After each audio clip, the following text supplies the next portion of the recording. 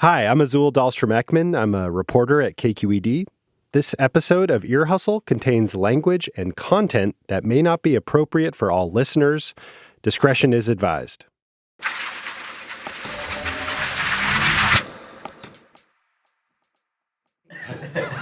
Testing. Good? So you guys keep that one, and then Frenemy and I will share this one. All right. Good. Frenemy, huh? This cat again. Yeah, listeners might remember him from that episode we did about elections, where he said he would never vote for a woman, no matter what, because he didn't think women should be in power or that they should be bosses. And so I can never let that go, and that's why I call him Frenemy. Okay, your frenemy name is Jason. Yes, and he's one of our new interns at San Quentin now. So, you know, I see him quite a bit. Frenemy? Internemy? Internemy, yeah, that's good. Anyway, we were in class the other day, and there was this idea I really wanted to get across about the importance of noticing small details. So I wanted to start today by playing a clip for you. One of the things that we're always thinking about when we do stories are what are the small, interesting details that a story can revolve around. When you're interviewing someone, I want you to listen for the small things, but it's not just with people's language. It's also with their body language and sounds that they make. So as you're listening, I want you to think about what you hear that keys you into something important that's going to happen. All right, let's listen. The thing I wanted to talk to you about was your first visit with your mom. Oof. And, yeah. How did you prep? So I took a lot of deep breaths. I try to choreograph my hug because I haven't hugged my mom in a long time, but in the cell. But wait. How did you practice? How did you choreograph a hug? So I didn't know because I haven't hugged someone in a long time. Maybe by then it was 13 years, right? So I didn't know if my hand goes around her shoulder, or her neck. I didn't know if it went like diagonally, like 2 45-degree angles. Like, okay, what do you do? Up? Is it down? Is it sideways? Did you actually practice hugging somebody else? No. Just like an air, you my did an celly air wasn't hug. up for that. No, I did not. I just kind of like air hugged myself. When you're listening to that, what first keys you in to that this is going to maybe lead to an interesting conversation? So for me, when he did like a deep sigh, he was like, and so to me that told me it was going to be emotional. Totally. So, right, when you're doing an interview and you hear me ask him, I want to talk to you about your mom, and you hear him go, that is the first sign. Like, okay, there is something interesting going on here. And I didn't know where it was going to go, but that told me immediately this is something to probe. This conversation about looking for small details actually opened up a bigger conversation, didn't it? About hugs. Yeah, and it turned out to be a really compelling topic. I mean, everyone in that room, Tony, Tom, and our interns, Jason and Sammy, they all had stories about hugs. I'm curious, as you were listening to it, what you all were thinking when he started talking about hugs. What came to mind? For me, hugging my mom came to mind. This is Sammy, our other intern. Like, I remember the last time I really hugged my mom I was about 13 years old. Her arms was like around the top of me because I was littler than her. So I would like hug her lower body, like her stomach area, and just hold on. And now that I'm taller than her, now here she was hugging me, and now she was at my chest area as we were hugging. You know, it's different. Yeah. But the love was still there. I don't like physical affection. Here's Tom. Came from those really stereotypical Asian families where they didn't just show a lot. Like, I could become the president of the United States. My father would do this. He would touch me on the shoulder and go, good job. I was really glad that Tom was here this day because he and I share a story around hugs. It was about a year ago, and we were down in the media lab, and Tom had gotten some really bad news. He had a petition submitted to the courts to change his sentence, and things didn't go his way. And I was with him that day, and it was really emotional for everybody. And so there's this very strict rule on physical affection in prison. Like, I can't hug anyone, no matter what they're going through. And I felt really terrible for Tom, and I wanted to express it. So I shared with him this, acceptable hand hug that I had come up with. It was, hey, I can't hug you, let's do the hand hug. Yeah. Basically, we put our hands together, like palms facing each other, and then our thumbs wrap around the pinky side of the other hand. Yeah. And I remember, it almost made me cry. And I still do it to you now. And it always makes me laugh. I try to do it to somebody else, and they just looked at me like I was crazy. And I go, I'm sorry, man. My thumb touched you too much. Nigel. Mm-hmm. It seemed like y'all getting soft with these topics. What's going on? Okay, I hear what you're saying because, yes, a hug has the potential to create a very corny story. Mm-hmm. I agree. Mm-hmm. But there's also something really potent in it. It's one of those, I don't know, we always talk about doing stories about small, overlooked things, and a hug is a perfect example of that. On the surface, it may seem like this very corny, hallmarky thing, but when you start digging in, there's all kinds of interesting subtleties and stories behind various hugs. I don't know. What do you mean? I think this might be one of those bullshitty topics. You know what I'm saying, Nige? You're stretching it. Maybe. We're going to see. You're stretching the hug. We're going to see, but I'm going to check back with you at the end of the episode, okay? To see how you feel about hugs. All right, cool. And then we're going to hug it out. I'm Earlonne Woods. I'm Nigel Poor. And this is Ear Hustle from PRX's Radiotopia. The Hug Edition.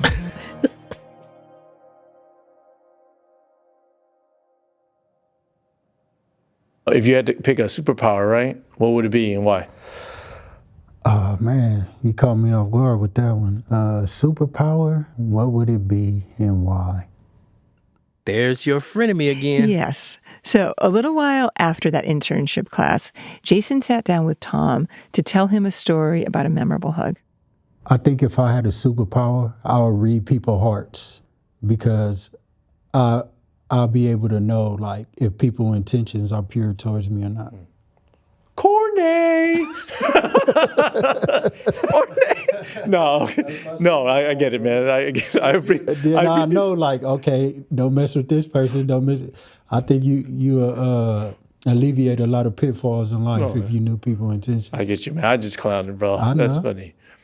You know what? So that brings me to the story you were telling me about one of your friends here, right? Yeah. Tell me about this friend that you know what I mean, you grew up with, and the first time you saw him here at the prison. Yeah, so I have a friend here whose name is Marquis, and we grew up in juvenile hall together. We grew up same neighborhood. We grew up friends, and we haven't seen each other since we were kids, right? And so in June of 2024, I come to San Quentin, and I know he's here. I know he is at the prison. So Jason's walking around and he's asking cats, hey man, you seen my homie? You know this guy named Ray B, that was his street moniker, right? And they was like, no, I don't know who that is.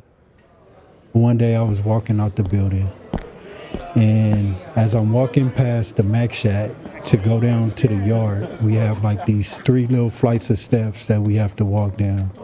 And as I'm walking down the steps, I see this dude walking with a bag over his shoulder like he was coming from canteen.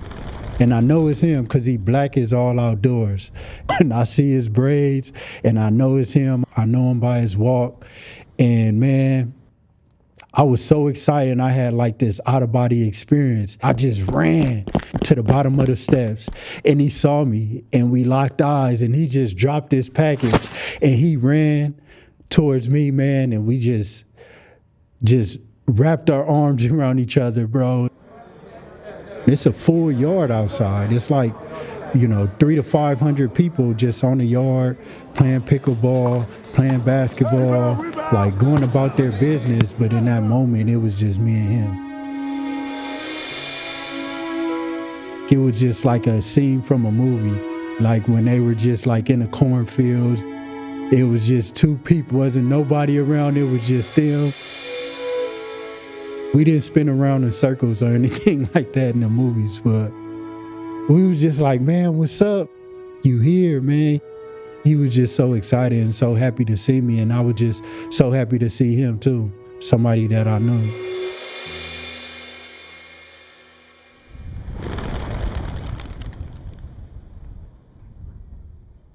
What's up, man? We with Ear Hustle. We out here doing stories. So like we said, we've got this internship going on in San Quentin, and one of the things that interns are learning to do is get yard talk. You know, when we go out on the yard with our microphones and we ask a bunch of people the same questions. Right. So here are Sammy and Jason doing their first yard talk. If you could hug anyone, who would it be? Kobe. Kobe. Yeah. Explain to us why Kobe. Kobe is my number one favorite athlete of all time. He's the reason why I really started having a true love and affection for basketball. Like, okay, yeah, that's what I want to do. That's what I want to be like. State your name and who you are, how long you've been down, and if you could hug anybody, who would it be? My name Deonza Clark. I've been down 7 years. I hug my daughter. Yeah, she need me. When the last time you seen her? Last week. My name is Harmon. How long you been in prison? 32 years. The last time I saw my daughter, she was 8 years old. She's 40 now. I distinctly remember her coming home from school, from the school bus, and I was backing out the driveway, and I saw her leaning on the door to get in. So I stopped. I said, "Where your keys?" And she grabbed me by the knees and said, "Daddy, don't go, don't go." I said, "I'll be right back." And I've never been home since. And that was 1994.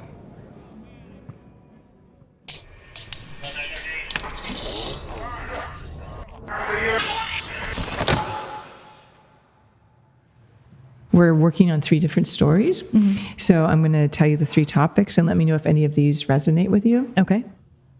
A couple months back, we were doing interviews at the Central California Women's Facility. We asked women to choose one of 3 topics for potential future episodes to talk about: pets, body image, and hugs. And I remember this woman, Kristen, before you even got to the end of the list, she got real emotional. Hugs, man. Hugs will get you. Stories about like an important hug, an emotional one, a difficult one. And are you reacting to all of these? I think hugs. When you said that, my mom just died in November. And so the hug that I never got to give her. Yeah. Kristen and her mom didn't get along so well growing up. And after Kristen went to prison, her parents rarely visited her. But about 8 years ago, her parents did come for a visit. And for the first time in years, Kristen felt like things with her mom had shifted, like maybe there was a way to repair this relationship. That weekend that she came was a weekend that I had just kind of let go of any expectation, and I had done a lot of self-work and let go of resentments. And I just wanted to show that I wanted to reconcile. I didn't want to continue the same hurts that we had between us. We were able to all take responsibility for bad choices that we'd been harboring for a long time and offer forgiveness to each other. And I thought, like, this is amazing. Like, I'm going to have this relationship with my parents now, with my family that I've never had before. Before they said goodbye, Kristen and her mom hugged each other. Do you remember that hug? It was the first time in probably since I was a little kid that it really felt like an embrace and not an obligation to put our arms around each other and pretend like we were hugging. It really felt like here we are embracing each other because we love each other. The day after they left, she had a grand mal seizure. They discovered that she had multiple small brain aneurysms, and that was the beginning of early onset dementia. It was a blessing in disguise. She would wake up one day and think that I was 16 years old again. I would call and my mom would start talking to me like, hey, maybe we can meet up and go out to dinner. I know that in her mind, she was trying to fix these things before it became what it is today. Man, Earlonne, I was so moved by this. Kristen's mom's dementia gave them like the opportunity to rewind things, to almost go back before the relationship had gone bad and start all over again. A straight up do-over. Exactly. And Kristen allowed that to happen. Instead of like getting frustrated with her mom because her mom was forgetting things or, or being angry about old resentments, she just let it all go. So I would just agree with her and say, yeah, Mom, we can talk about that. Through dementia, I was able to have the mom that I always needed because she forgot why she didn't like me, and she forgot the person that she used to be that was so angry and volatile all the time. How am I going to stay mad at her for things that she doesn't even remember doing?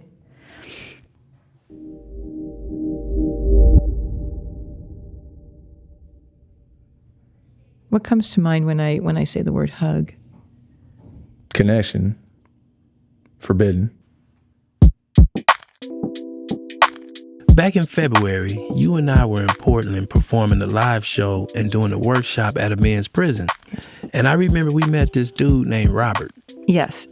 Do you remember he was this big, massive guy, like right out of Central Casting? He could play a prison dude, right? Right. But once he started talking, he was really emotional and like sort of porous to everything. Especially on the topic of hugs. A lot of things come to mind, but important is the most, like that physical connection, that physical touch is something that we are so deprived of in here that I see that deprivation manifests itself in a lot of different ways in here. You see a lot of little banter and stuff between men that could be misconstrued as acts of homosexuality and stuff. And not to say that there's anything wrong with that. It's not where I'm going with this. Just some guys get clowned for stuff like that in here and get belittled and ridiculed when really it's just that desire for physical touch from anything that is that human need, and it's manifesting itself in this way where guys are playing grab ass, slapping each other on the ass, playing around and stuff, but it's because of that deprivation of heavily coveted human touch. Can I ask you the last time you had a hug that you were expecting was going to give you all that stuff you wanted, but it was disappointing? That's a great question. I'm not sure. The last few hugs I've had, they're so few and far between. They've all been really fulfilling. So I couldn't think of the last one that let me down. Okay. So tell us about the last great hug you had. The last great one was I hadn't seen my mom in it'd been about 6 years. And she came to the family event this last summer. We have a big barbecue on the yard family event. It's a really good time. Hugging my mom for the first time. After all those years, she's gotten so much smaller, and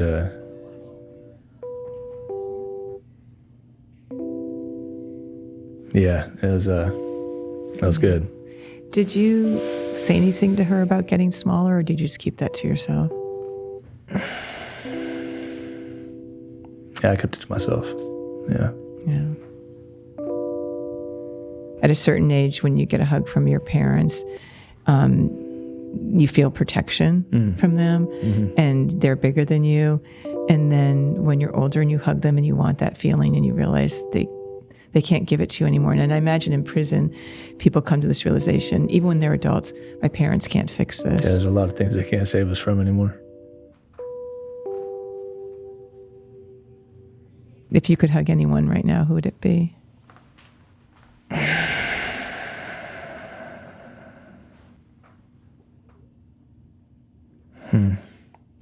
My little brother. My little brother, he's in so much deeper and darker of a prison than I'm in right now. He's I don't even know where it came from. It's come on so strong in the last 3 or 4 years. He's struggling really, really bad with mental health.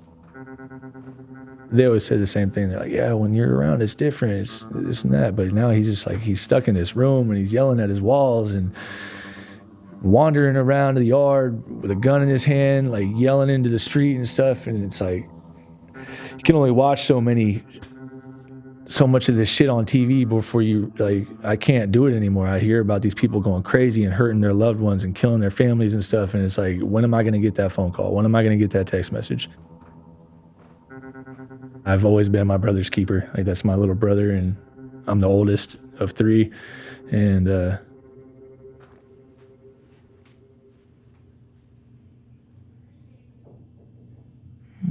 yeah, it would be my little brother.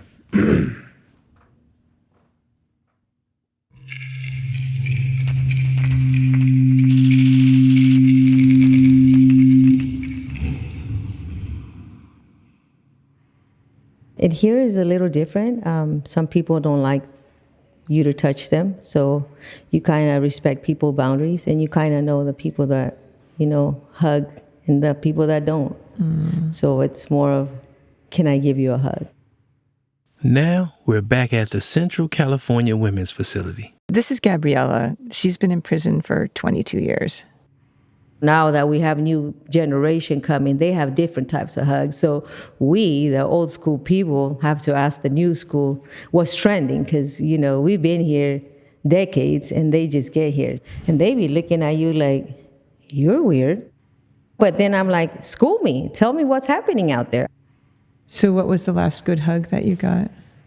The last good hug that I got was in a courtroom. After I was being sentenced to 25 to life, the judge allowed the bailiff to allow me hug my 6-month-old nephew. His name is Zeus. She told the bailiff, let her hug him. She is dying in prison. Ooh, that's deep. Man, the judge literally said, let her have one last hug because she's going to die in prison. Can you imagine hearing that? I hugged him, and his little legs started moving fast. He was touching my face, and I was just in awe, The feeling of gratitude and joy was, there's not even no words. We had that connection, and I knew then that he loved me, and I loved him too, and that was the last hug I gave somebody before I came to prison. 18 years after that final hug in the courtroom, Gabriella got to see her nephew again when he came to visit her in prison, and he was all grown up. I was like, oh my God, there he is. And he gently just waited for me. His first time coming to prison to visit somebody, he doesn't know how it is. So he doesn't want to break no rules. So he was just sitting there, and I approached him, and he got up and he hugged me, and we hugged. And it was just, I was crying. He was crying. It was a very beautiful moment, because I had been waiting for all those years to be able to see him. Is he tall? Did you have to reach up? He's tall, definitely taller than me. He had like a button-up shirt. His pants were ironed. His shoes were like super clean, and I felt special because, who buys an outfit to come to prison? Well, he did, because he felt it was a special day for him. And, he might never know it, but to me, it was the best day of my life.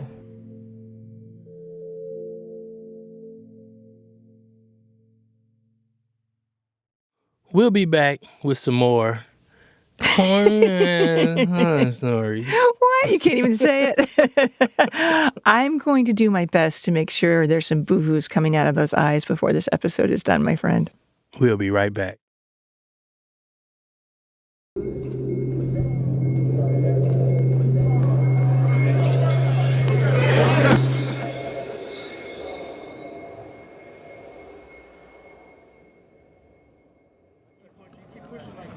How do you feel about hugs? Hugs, yeah, I can get a hug. Give me a hug. So if you could hug anybody, who would you hug? Myself. Okay, we are back on the yard at San Quentin with Jason, Sammy, and Tom. I did not know you meant I was going to cry because of the production. Earlonne, I hear you. Oh, my Woo. God. Those levels, Nigel. Ow. He's too close to the mic and he's too loud. It hurts. Can you state your name? Ralph Arreguin. How long you been in prison now, Ralph? 20 years. If you could give a hug to anybody right now, I'll give a hug to you. You'd give it to me? I'll give it to you. I'll give it to you. I'll give it to you. Okay, we just heard an Asian guy, a black guy, and a Mexican guy talking about hugging. California model in action, right? Exactly. Like, for real, though, this type of shit did not happen in prison back in the 90s or the 80s. You guys love me, man. Yeah. You know, and I love you back. All right, give me a hug, man. All right, give me a man. hug, man. Come on, bro. Absolutely. Yeah, Absolutely. I need my hug too. Come on, man. Ah.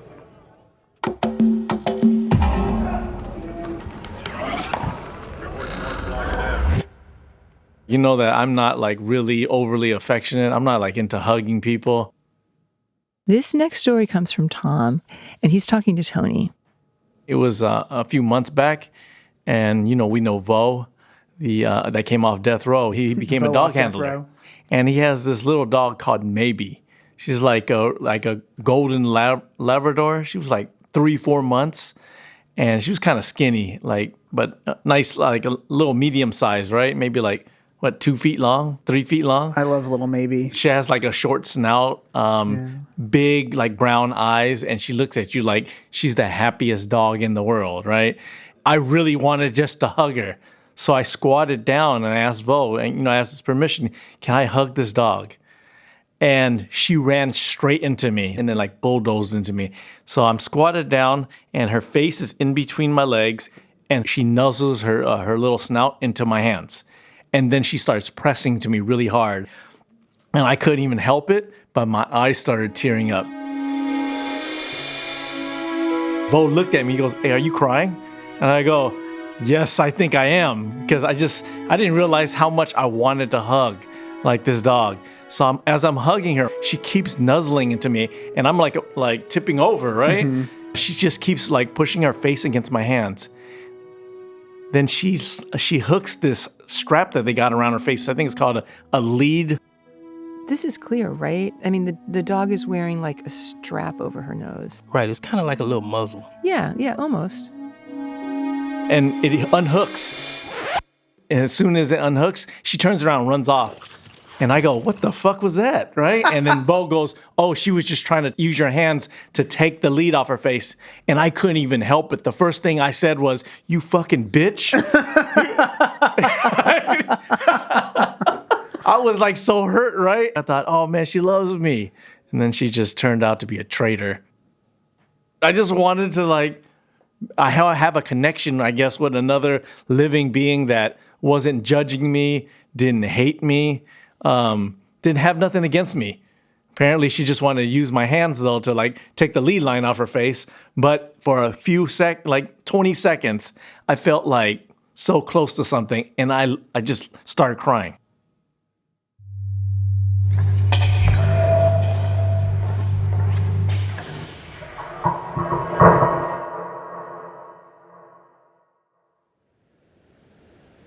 What's your name? Carlos. How long you been in prison? 4 years. If you could hug anyone, who would it be? My mom. I haven't had a touching hug in a long time, so I don't know. It's kind of hard for me to talk about right now. When I think about hugs, I think about my kids. When was the last time you hugged your kids? My son, he's in the Navy, so he's always deployed, so that's kind of hard. Yes. And then my other son, he's locked up with me. They put us together when we was in DVI. Okay. And then one night they came and got him. They popped the door open. I gave him a hug and I just couldn't let him go. The cop was like, he's got to go. And I was just like, I know, he's my son though. I knew that might be my last time seeing him. Yes. So yeah, I hugged him. I kept on hugging him, even though the cops kept telling me, let him go, let him go. And I was just like, I just ignored him.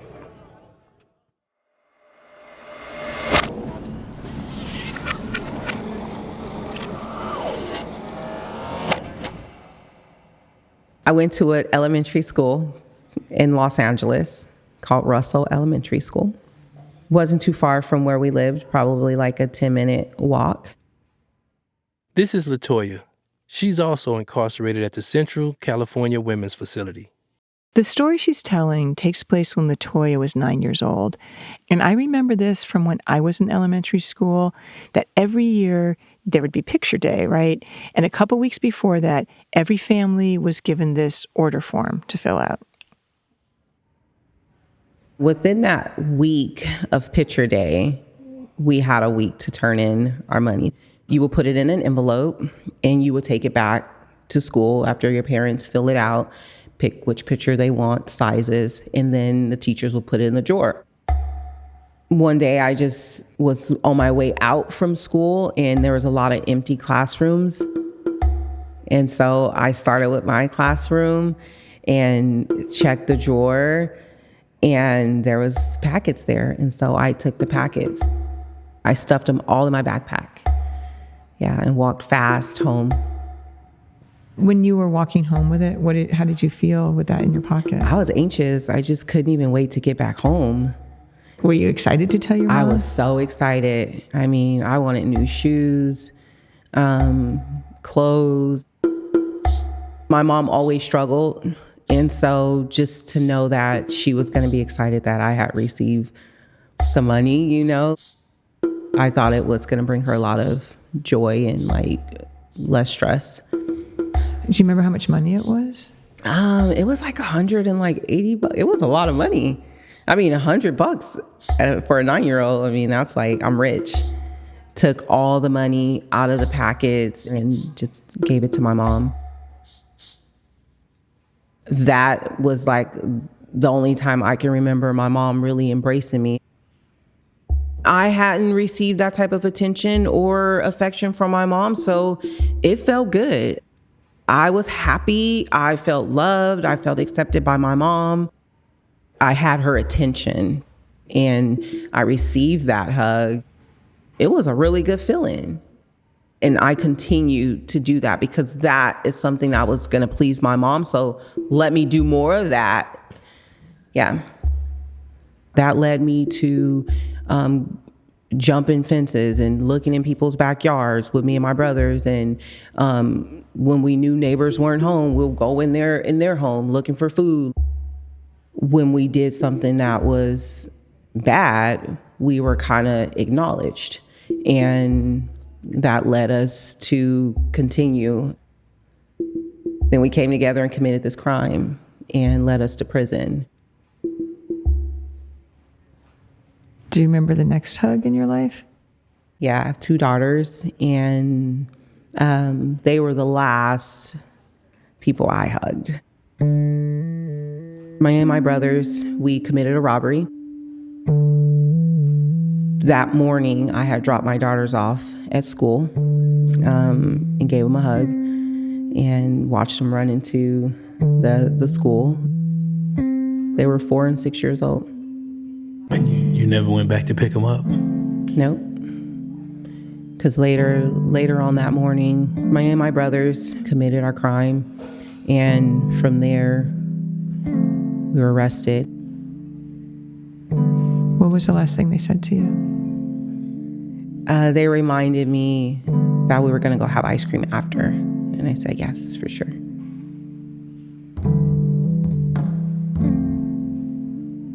And then the next time I seen them, they were already 18. They came here actually to come visit.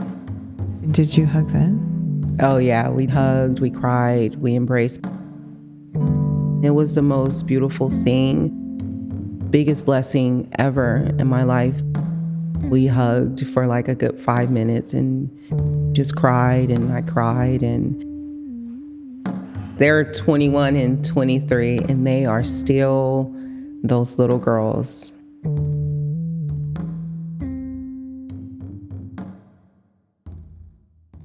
Hey, any little boo-hoos over there? I'm just, I was stuck with the kids, you know what I'm saying? Like, I know they wanted their ice cream, but they got delivered a whole different, you know what I'm saying? Yeah. Like, damn. Yeah.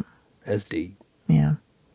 See? Not really, almost. I'm You know what I'm telling saying? you, I can that resonates. Yeah, I mean, they aren't just corny stories, Earlonne. And we've got one more really beautiful hug story coming up. Yeah, this one's from San Quentin. Sammy and his friend Jorge. My name is Jorge Lopez. Jorge, I've been thinking your name was George all this time. It is George ever since Trump came into office, bro. I was born here. Okay, you know what I'm saying? Look, but with Jorge, he don't care about none of that. Exactly. So I'm going by George for now. Okay, I see where we going with this.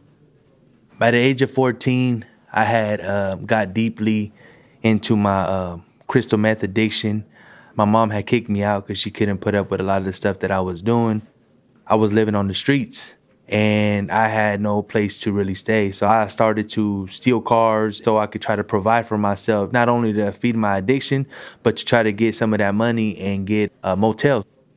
I found my way down on Auburn Boulevard in Sacramento, and I befriended a few hookers. I literally just asked them, like, hey, man, can y'all help me out to rent a motel daily? And little by little, man, we started being friends. We would go down the street to the AM, PM, buy scratchers, the slushies, and all this, right? They just knew I was still young, right? And so, bro, they did what they did. I did mine. Little by little, man, we started having this good relationship to where we would bond and we would just talk. One day, I was sitting at the edge of the bed, and I think they just knew I was going through it. I don't know if I was just on a come down, the drugs wasn't working, I was unable to manage my emotions. And I remember I was using crystal meth at that time, but it wasn't doing anything to my body because after a while, just nothing works, right? I was sitting at the edge of that bed, just contemplating like what my life was looking like, what it has came to, what is it that I wanted to do with myself. Knowing I wanted to stop using, but I didn't know how. Knowing I wanted help, but I didn't know how to ask. For whatever reason, Miriam hugged me, right? She gave me a hug, bro. She came over, bro, and gave me that hug. She leaned in for a hug, bro, and it was on my right side. I remember she put her chest on my shoulder and just like wrapped me up. And I didn't react. I didn't react for a moment. At first, it was awkward, extremely awkward, because I don't really remember being hugged as a kid.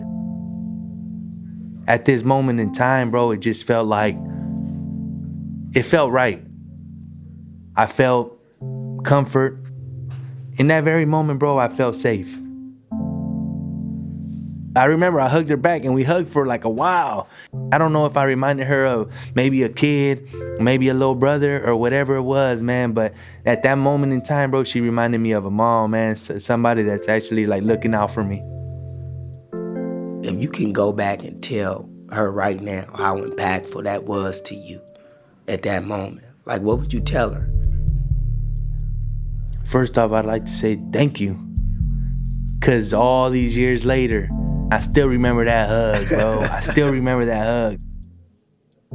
I just want her to know that I appreciate her. I pray that she's made it out, and I want her to know that I still remember that hug, man. No matter what, I felt love that day, and she made that happen.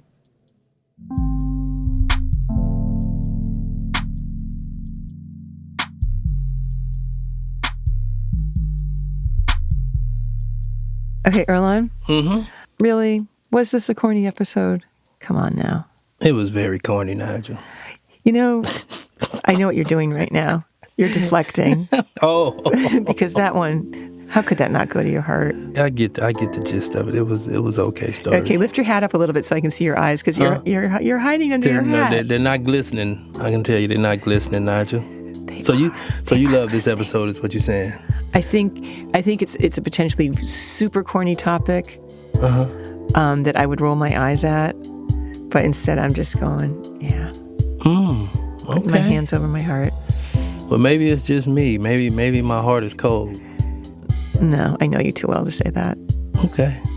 I think LaToya is the one that really resonated with me. So I see that a lot. So I can relate. All right. Well, let's hug it out after this. All right, that's cool.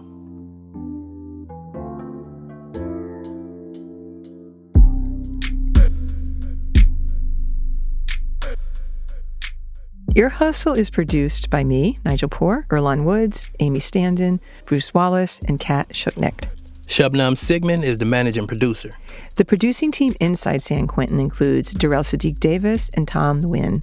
The inside managing producer is Tony Tafoya. Thanks to Warden Andes at San Quentin, Acting Warden Parker, Associate Warden Lewis, and PIO Lieutenant Avina at the California Institution for Women, and Warden Dela Cruz and PIO Lieutenant Vogel at the Central California Women's Facility for their support of the show.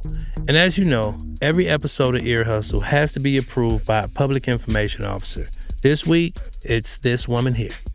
I listened to the episode and I've learned that it's the little things that we take for granted.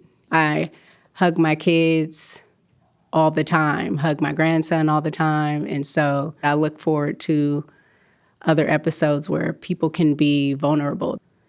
My name is Lieutenant Giamari Berry. I serve as the Public Information Officer at San Quentin Rehabilitation Center, and I approve this episode. This episode was sound designed by Bruce Wallace, Earlonne Woods, and Darrell Sadiq Davis. Fernando Arruda and Harry Colhane are our engineers. Music for this episode comes from Antoine Williams, David Jossie, Darrell Sadiq Davis, Bruce Wallace, and me. For more information about this episode, check out the show notes on Ear Hustle's website, earhustlesq.com. Ear Hustle receives support from the Just Trust, building a smaller, more humane engine of justice and safety across the country. Ear Hustle will always be free, but if you want more Ear Hustle without ads, sign up for Ear Hustle Plus. You'll get fun bonus content, and you'll be supporting our team. Sign up at earhustlesq.com/plus or directly in Apple Podcasts. Ear Hustle is a proud member of Radiotopia from PRX, a network of independent, creator-owned, listener-supported podcasts. Discover audio with vision at radiotopia.fm. I'm Nigel Poor. I'm Earlonne Woods. Thanks for listening. You know what? You look like a pretty big guy, right? Yeah. So, can you hug? I was just going to say that. He can't even reach his arms around his shoulders. He's so buff that you can't even touch your back with your fingertips. Right. It goes just to your armpits. That's it. Radiotopia.